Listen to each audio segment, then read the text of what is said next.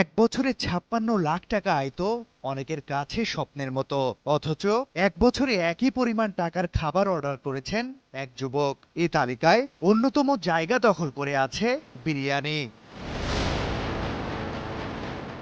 জরিপে দেখা গেছে ওই যুবক এক বছরে ৫৬ লাখ টাকার খাবার অনলাইনে অর্ডার করেছেন। এই তালিকায় রয়েছে পিৎজা, কেক সহ নানা পদের মিষ্টি।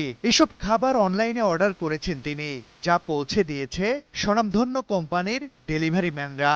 এমন প্রতিবেদনে প্রকাশ করেছে ভারতীয় সংবাদ মাধ্যমগুলো।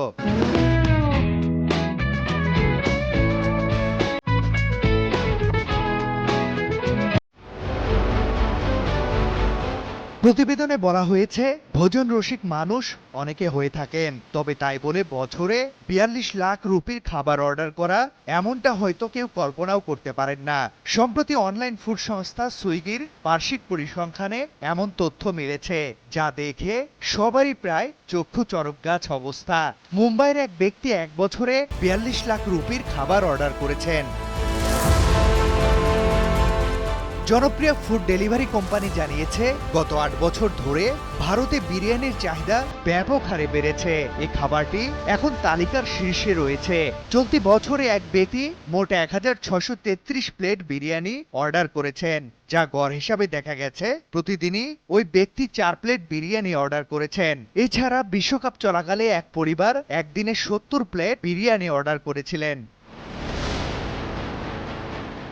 সংস্থাটি জানিয়েছে, ভারতে চলতি বছরে তাদের পরিসংখ্যান অনুসারে প্রতি সেকেন্ডে ২.৫ প্লেট বিরিয়ানি অর্ডার করা হয়েছে। প্রতি বছর এই সংখ্যা আরও বাড়ছে। সব শ্রেণীর মানুষের কাছে জনপ্রিয় হয়ে উঠছে এই খাবারটি। খাবার সংস্থাটি জানায়, ভ্যালেন্টাইন্স ডের দিন প্রতি মিনিটে ২৭১টি করে কেকের অর্ডার এসেছে তাদের কাছে।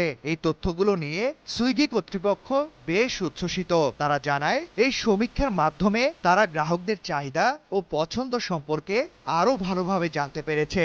এই তথ্যগুলো তারা তাদের ব্যবসায়িক পরিকল্পনায় কাজে লাগাবে। তৌহিদ হাসান, কালবেলা।